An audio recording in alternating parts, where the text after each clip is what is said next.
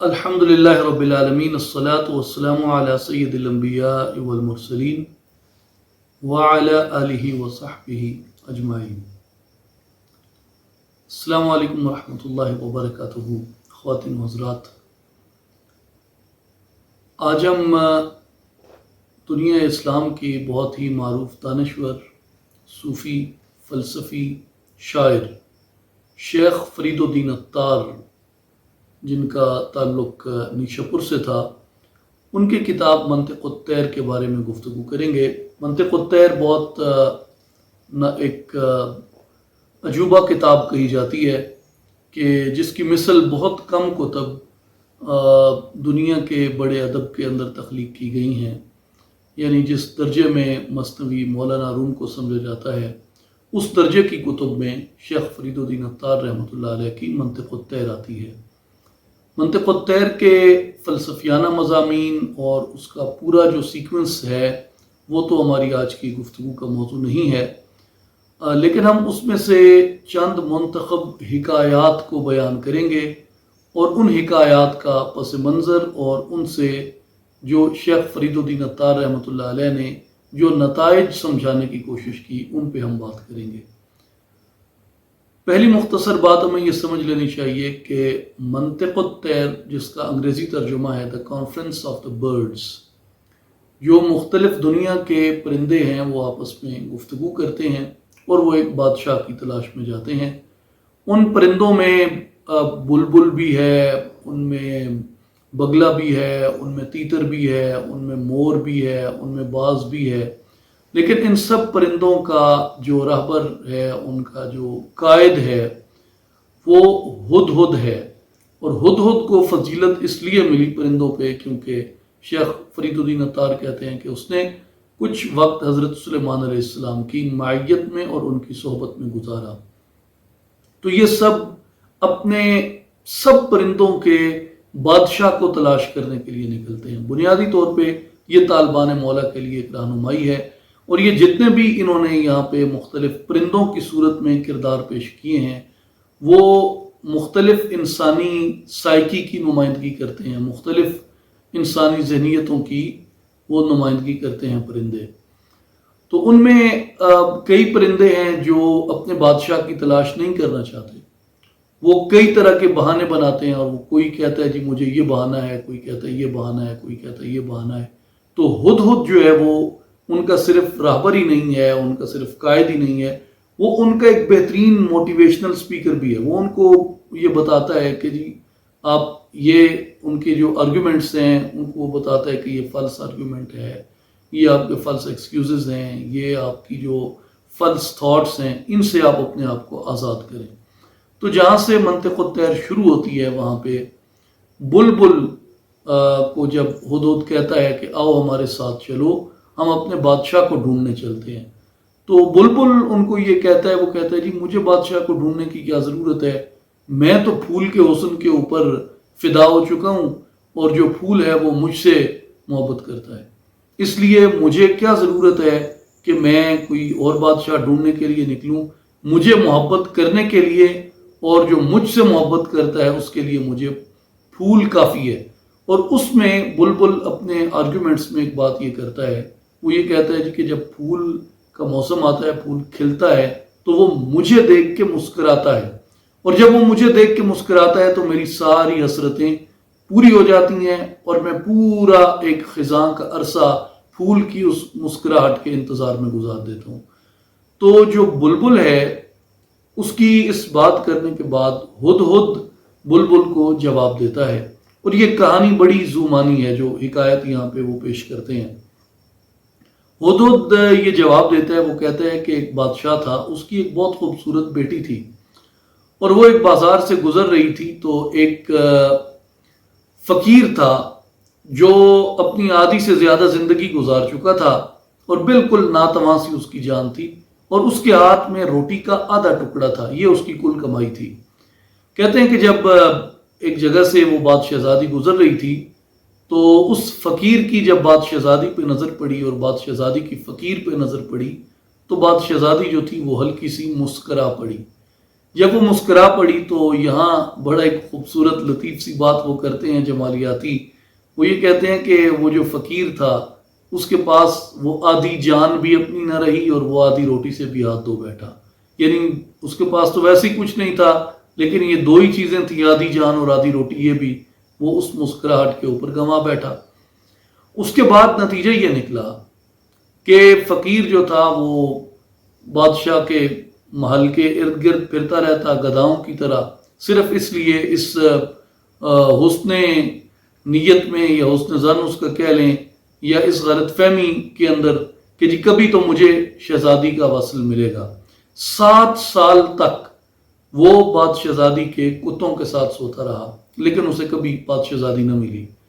تو بالآخر یہ بات جو تھی اس کی کسی طرح مشہور ہو گئی اور لوگوں نے یہ ارادہ کر لیا کہ یہ تو بات شہزادی کے پیچھے تہمت ہے، کیوں نہ اس فقیر کو قتل کر دیا جائے. تو یہ بات شہزادی تک پہنچی تو شہزادی نے رحم سے کام لیتے ہوئے اس نے فقیر کو بلایا اور اس نے فقیر کو کہا کہ تیرے قتل کے منصوبے بنائے جا چکے ہیں، تو یہاں سے فرار ہو جا. تو وہ فقیر جو ہے بات شہزادی کو کہتا ہے کہ تو میرے ساتھ یہ ظلم کیسے کر سکتی ہے جبکہ تو نے مجھے دیکھ کے مسکرایا تھا اور میں نے تو اس امید پہ اپنی زندگی داؤ پہ لگا دی کہ تو مجھے دیکھ کے مسکرائی ہے، شاید تیرے اندر میرے لیے کوئی محبت کا جذبہ ہے.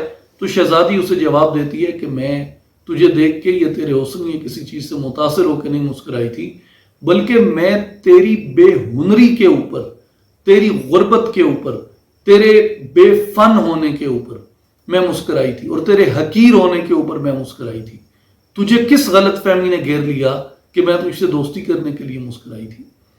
تو اس سے ہدہد بلبل کو یہ کہتا ہے کہ تیری جو پھول سے محبت ہے وہ بالکل اسی طرح ہے جیسے اس فقیر کو اس شہزادی سے ہوئی تھی.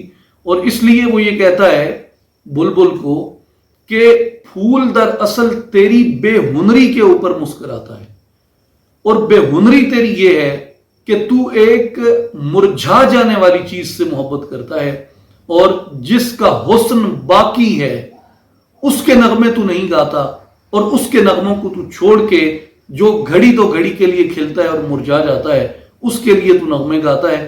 اس لیے جو پھول ہے وہ اس راز سے واقف ہے کہ پھول مرجھا جانے والی چیز ہے، لیکن باقی رہنے والا حسن صرف ایک کا حسن ہے. تو باقی رہنے والے حسن کو چھوڑ کے مرجھا جانے والے سے محبت کرتا ہے. اس لیے پھول تجھے دیکھ کے تیرے حقیر ہونے اور تیرے نادان ہونے اور تیرے کمتر ہونے کے اوپر مسکراتا ہے. لہٰذا فانی کے حسن سے محبت چھوڑ اور باقی کے حسن سے محبت کر. یہ بنیادی اس ساری کہانی کا خلاصہ ہے. اور اسی کے اوپر میاں محمد بخش رحمۃ اللہ علیہ جو عارف کھڑی ہیں اور جنہیں رومی کشمیر کہا جاتا ہے، وہ فرماتے ہیں کہ سونی صورت دا عاشق ہونا کد یہ دا نائی، عاشق بن تو او سونے دا جس سے شکل بنائی.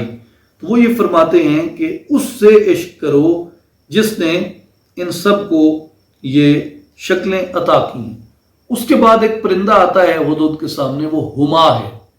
اور ہما کے بارے میں آپ جانتے ہیں کہ ہما وہ پرندہ ہے جس کے بارے میں یہ معروف ہے کہ جس کے سر سے گزر جائے، جس کے سر سے ہما گزر جائے، ہما کا سایہ جس کے سر پہ پڑ جائے وہ بادشاہ بن جاتا ہے. تو ہدہد جیسے سب کو دعوت دیتا ہے تو ہدہد ہما کو بھی دعوت دیتا ہے کہ آؤ اپنے بادشاہ کی طرف چلو.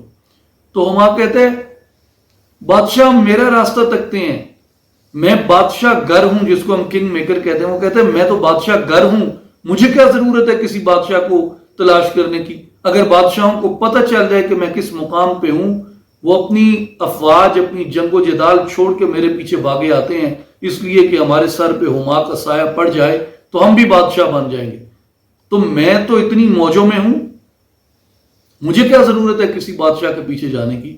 لہذا وہ کوئی ہوگا بادشاہ تو ہوگا اپنی جگہ پہ، میں تو اپنی جگہ قائم ہوں، مجھے ضرورت نہیں ہے. یہ تو کسی ایسے کو کہو جس کو کسی بادشاہ کی احتیاج ہو. تو ہدہد اس کو جواب دیتا ہے. اب ہدہد کس طریقے سے کاؤنٹر کرتا ہے ہما کو، بڑی دلچسپ کہانی ہے. ہدہد اس کو یہ کہتا ہے کہ اس بات کے اوپر نازا نہ ہو، اے ہما اس بات کے اوپر نازا نہ ہو. اس کی وجہ یہ ہے کہ دنیا کا بہت بڑا ایک بادشاہ اس دنیا سے گزر گیا تو اس کو کسی آدمی نے اس کی موت کے بعد خواب میں دیکھا اور اس نے کہا سناؤ بادشاہ کیسی گزر رہی ہے؟ تو بادشاہ نے کہا کہ بہت سخت گزر رہی ہے۔ اس نے کہا وہ کیوں؟ تو بڑا نیک مشہور تھا۔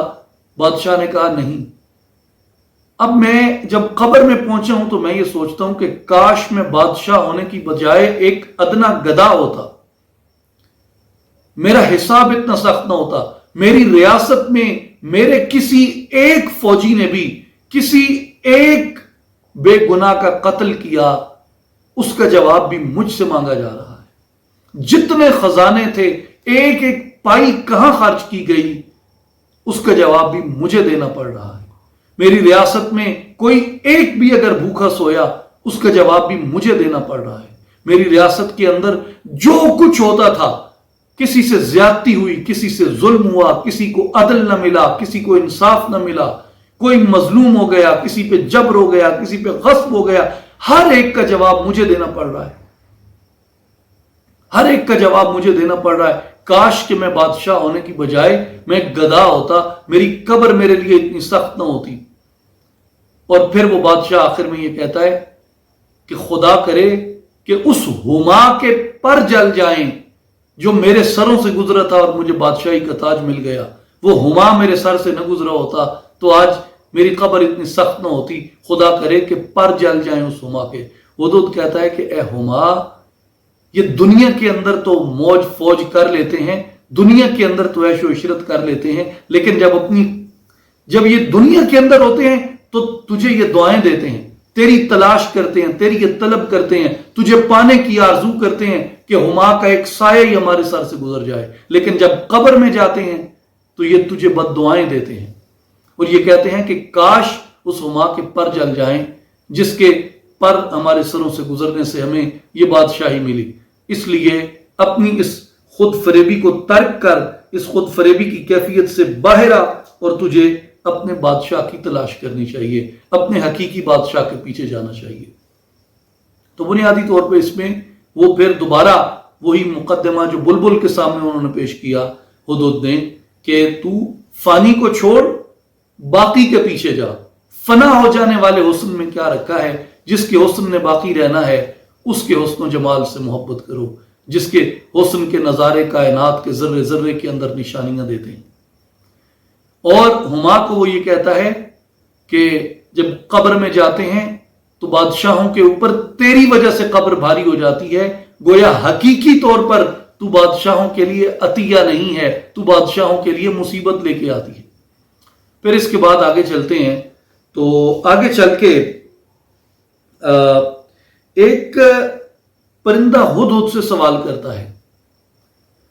یہاں دو حکایتیں ہیں، وہ اس پرندے کے جواب میں ہدہد نے بیان کی۔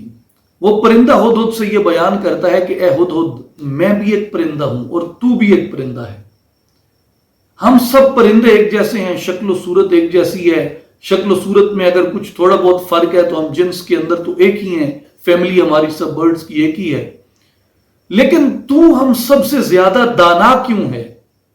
تو ہم سب سے زیادہ عقل مند اور ذہین کیوں ہے؟ تو قدرت کے رازوں کو ہم سے زیادہ کیسے جانتا ہے؟ تو ہدہد اس کا جواب دے کے اس کے بعد وہ کچھ حکایتیں بیان کرتا ہے، جن میں سے میں دو حکایتیں عرض کروں گا۔ ہدہد کہتا ہے کہ دراصل یہ کمال میرا نہیں ہے، دراصل یہ بصیرت مجھے سیدنا سلیمان علیہ السلام کی قربت سے، سیدنا سلیمان علیہ السلام کی رفاقت سے ملی، کہ میں نے کچھ عرصہ حضرت سلیمان علیہ السلام کی معیت میں، ان کی صحبت میں، ان کی سنگت میں گزارا، تو یہ جس کی سنگت میں میں رہا، جس کی معیت اور جس کی صحبت میں میں رہا، یہ بصیرت مجھے اس نے عطا کی۔ تو یہاں وہ ایک واقعہ بیان کرتا ہے۔ وہ واقعہ یہ بیان کرتے ہیں کہ سلطان محمود غزنوی ایک مرتبہ ایک جگہ سے گزرے تو وہاں انہوں نے ایک لڑکے کو دیکھا جو مچھلیاں پکڑ رہا تھا۔ تو سلطان محمود غزنوی اس لڑکے کے ساتھ کھڑے ہو گئے اور انہوں نے اس سے پوچھا کہ تو کیا کر رہا ہے؟ تو لڑکے نے نہیں پہچانا کہ یہ کون ہے۔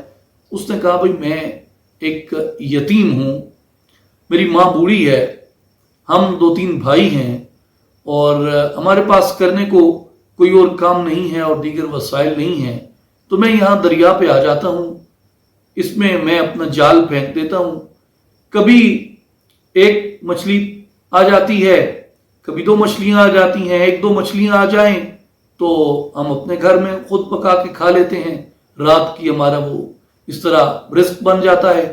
اور اگر کبھی 4 یا 5 یا 10 مچھلیاں آ جائیں جو کہ کبھی کبھی مقدر سے لگتی ہیں تو کہتے ہیں کہ وہ میں جا کے بازار میں بیچ دیتا ہوں، کچھ اضافی رقم آ جاتی ہے، اس کے ساتھ ہم تھوڑی سی گندم بھی خرید لیتے ہیں، تو بس یہ ہمارا اس طرح گزر بسر ہوتا ہے۔ تو بادشاہ نے اس لڑکے کو کہا کہ پھر تم مجھے بھی اپنے اس مشغلے میں اور اپنے اس کاروبار میں شریک کر لو، جو بھی حصہ ملے گا ہم دونوں مل کے محنت کرتے ہیں اور جو بھی آئے گا وہ ہم آدھا آدھا آپس میں بانٹ لیں گے۔ تو وہ لڑکا کہتا ہے جی ٹھیک ہے۔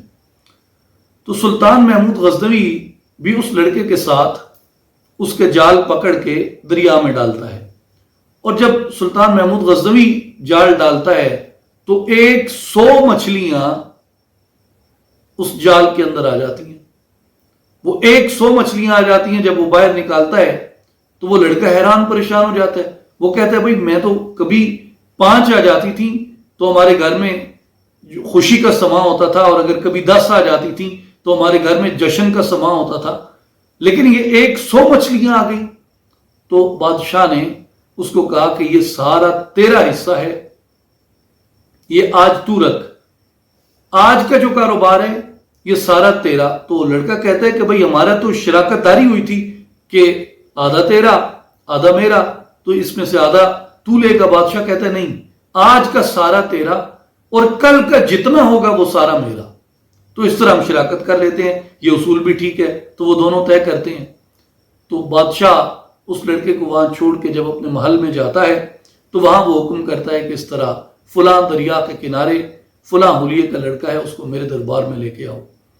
جب اس کے دربار میں اس کو لے کے جاتے ہیں تو بادشاہ وہاں اس لڑکے کو کہتا ہے، وہ لڑکا دیکھتا ہے بادشاہ کو، ارے یہ تو تخت پہ بیٹھا ہے، وہ پوچھتا ہے بھائی یہ کون ہے؟ انہوں نے کہا کہ یہ سلطان محمود غزنوی ہے۔ لڑکا حیران پریشان رہ جاتا ہے۔ تو سلطان محمود غزنوی اس لڑکے کو کہتا ہے کہ میرے دربار میں اپنی داستان بیان کرو۔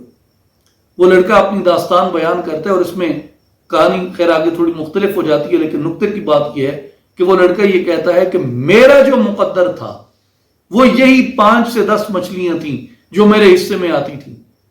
کیوں کہ میرا نصیب اتنا سا تھا، میرا گڈ لک جس کو ہم کہتے ہیں، میرا گڈ لک اتنا تھا، لیکن جب میری نصیب کے ساتھ بادشاہ کا نصیب بھی شامل ہو گیا تو پھر مجھے حصہ میرے نصیب کے مطابق نہیں، مجھے حصہ بادشاہ کے نصیب کے مطابق ملا۔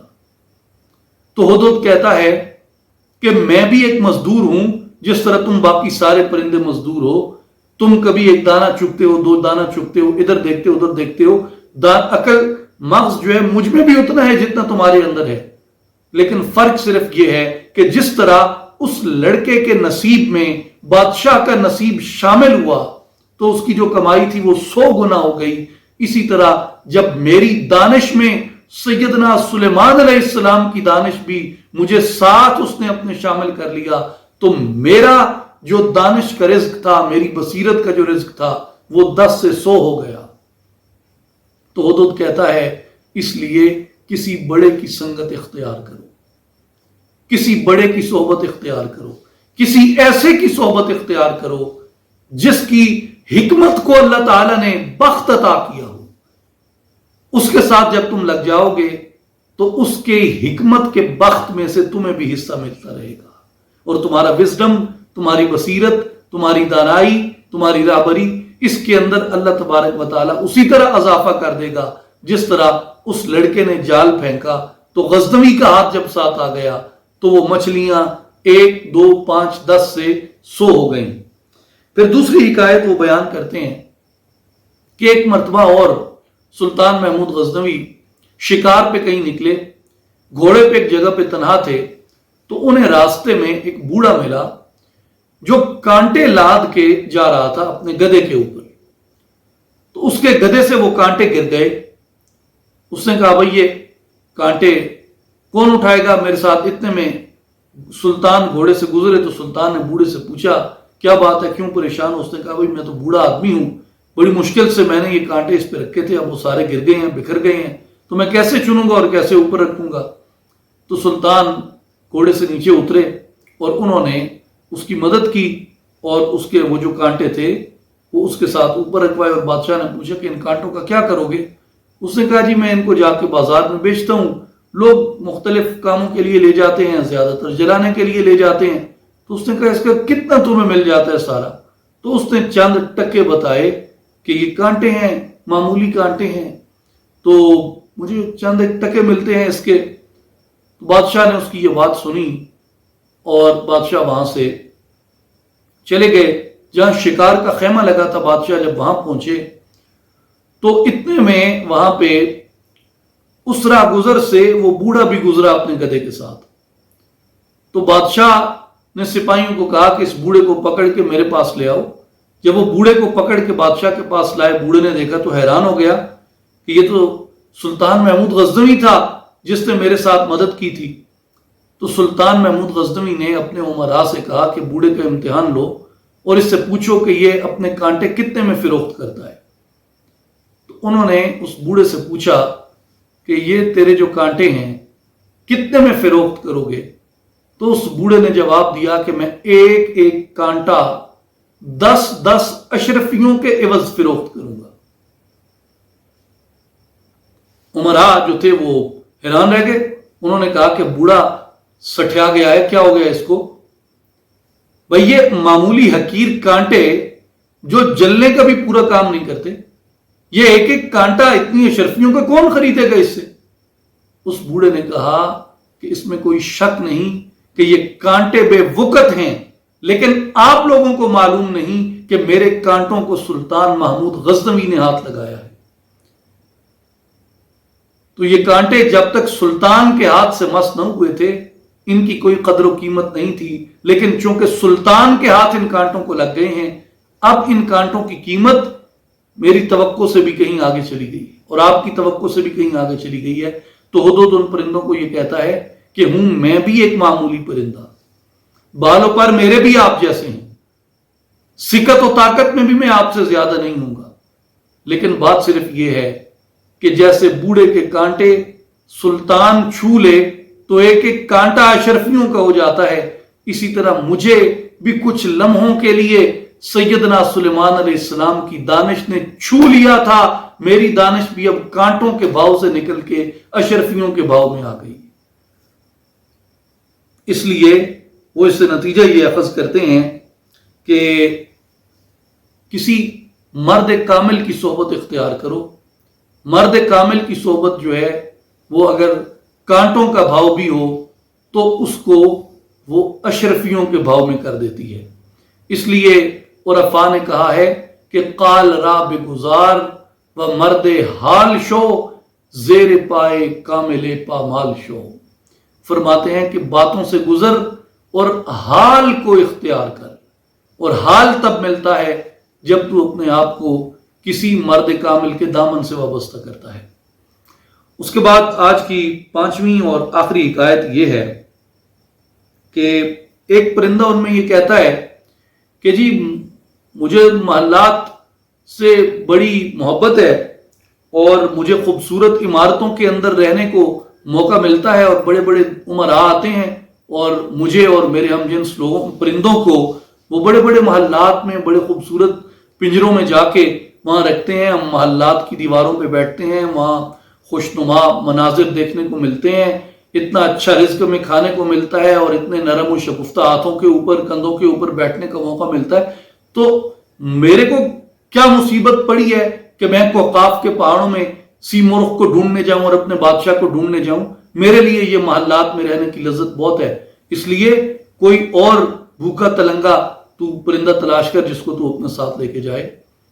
تو اس کو ہدہد جواب دیتا ہے، ہدہد کہتا ہے کہ دیکھو میاں بات یہ ہے کہ ایک بادشاہ تھا، اس نے ایک بہت عالی شان محل تعمیر کروایا، اور وہ بہت عالی شان محل جب تعمیر ہو گیا تو اس نے اپنے زمانے کے بڑے بڑے جو کاریگر تھے، بڑے بڑے جو فنکار تھے، ان کو اس نے بلایا اور اس نے کہا کہ محل کو ایسا بنا دو کہ کوئی عیب باقی نہ رہے۔ تو ہر کاریگر نے، ہر فنکار نے اپنی پوری کوشش کر لی اور سب نے بادشاہ کو آ کے کہا کہ جی ہمارے فن سے متعلقہ کوئی معمولی عیب بھی اس محل کے اندر نہیں بچا۔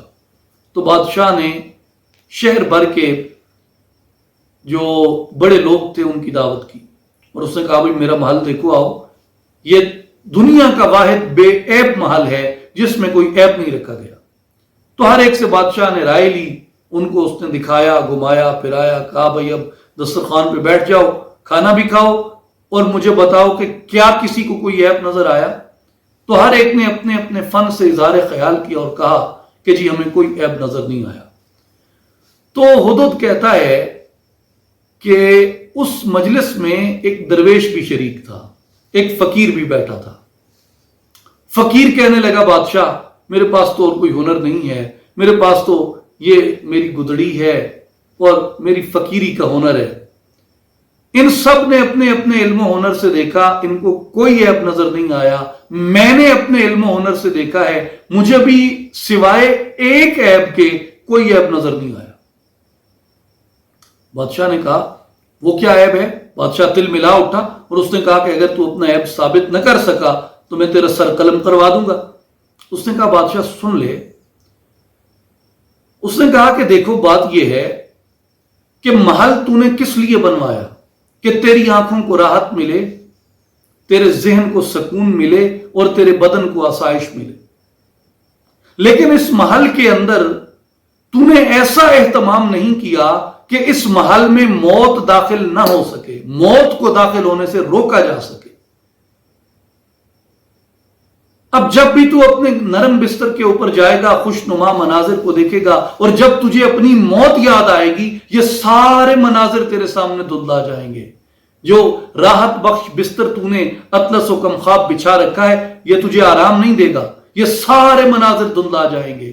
اس لیے اگر تو نے محل کو بے عیب بنانا تھا تو موت کا دروازہ بھی بند کر دیتا کہ موت تیرے محل میں داخل نہ ہو سکتی۔ اس لیے مجھے یہ نظر آتا ہے کہ اس محل میں موت کے آنے کے ابھی بھی راستے موجود ہیں، وہ کہیں سے بھی داخل ہو جائے گی اور تجھے دبوچ لے گی اور تیرے لیے یہ محل اور یہ دنیا، یہ کائنات سب ختم ہو جائے گی۔ تو یہ فقیر کی بات تھی۔ ہر ایک کا اپنا فن ہے، ہر ایک کا اپنا ہنر ہے۔ فقیر کا اپنا ہنر ہے، فقیر کا اپنا فن ہے، صوفی کا اپنا فن ہے، درویش کا اپنا فن ہے۔ سب نے اپنے اپنے ہنر اور فن سے کہا کہ یہ محل بے عیب ہے۔ درویش نے کہا کہ بظاہر تو یوں ہی دکھتا ہے لیکن اس میں عیب یہ ہے کہ اس میں موت داخل ہو سکتی ہے۔ تو ہدہد اس پرندے کو کہتا ہے کہ دیکھو میاں، جن خوبصورت دیواروں پہ بیٹھ کے اتراتے ہو، جو تم مرغن اور چکنی چپٹی غذائیں کھا کے خوشی خوشی یہاں بتا رہے ہو کہ میں محلات کی غذائیں کھاتا ہوں، مجھے کیا ضرورت پڑی کہ میں بادشاہ کو ڈھونڈنے چلوں؟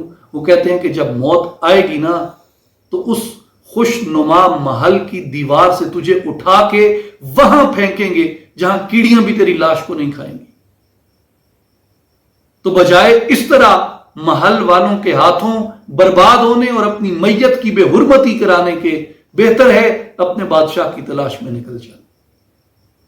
تو ان سب کہانیوں کا خلاصہ کیا ہے؟ سب کہانیوں کا، ان کو صوفی ٹیلز کہتے ہیں، صوفی سٹوریز بھی کہتے ہیں۔ ان سب کا خلاصہ یہ ہے کہ خالق حقیقی کی طرف متوجہ ہو جاؤ، محبوب حقیقی کو تلاش کرو۔ یہ جو عارضی لذتیں تم پال لیتے ہو یہ اس دنیا میں رہ جاتی ہیں، کچھ بھی تمہارے ساتھ نہیں جاتا۔ اس لیے فانی کو چھوڑو، باقی سے محبت کرو۔ اس لیے فانی کو چھوڑو، باقی سے محبت کرو اور اپنے کنگ میکر ہونے کا اتنا بھروسہ نہ کرو۔ جب قبر میں جاتا ہے نا، جو تمہاری وجہ سے عذاب بھگتا ہے وہ قبر میں تمہیں کوستا ہے، جو ہما کو جواب دیا تھا ہدہد نے۔ اور پھر ہدہد نے اپنی دانش کے بارے میں بتایا کہ میں تو وہی پرندہ ہوں جو عام سا پرندہ ہوتا ہے، لیکن سلیمان علیہ السلام کی صحبت نے میری دانش کو دو چند کر دیا۔ تو اس لیے کسی کامل کی صحبت تلاش کرو۔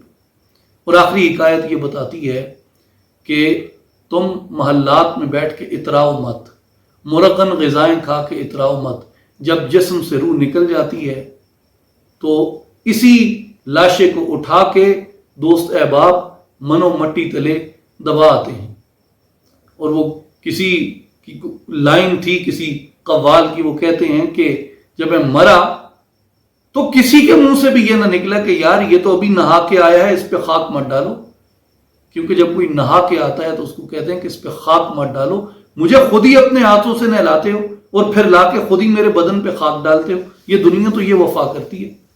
اس لیے منطق الطیر شیخ فرید الدین عطار رحمۃ اللہ علیہ کی بنیادی طور پہ ہماری توجہ عشق الہی کی جانب مبذول کرواتی ہے کہ آؤ فانی دنیا کو چھوڑو اور جو آنے والی دنیا ہے اس کی تیاری کرو، اور دنیا کے فانی جو حسن ہے، فانی لذتیں ہیں، ان کو چھوڑو، اور جس ذات نے باقی رہنا ہے، جس ذات نے قائم رہنا ہے، جو حی و قیوم ہے، اس کی محبت میں اپنے دلوں کو مشغول کر دو. اللہ تعالی ہم سب کو نیک اعمال کرنے کی توفیق عطا فرمائے اور اپنے عشق سے، اپنی محبت سے ہمارے دلوں کو تبدیل فرما دے. وآخر دعوانا ان الحمد للہ رب العالمین.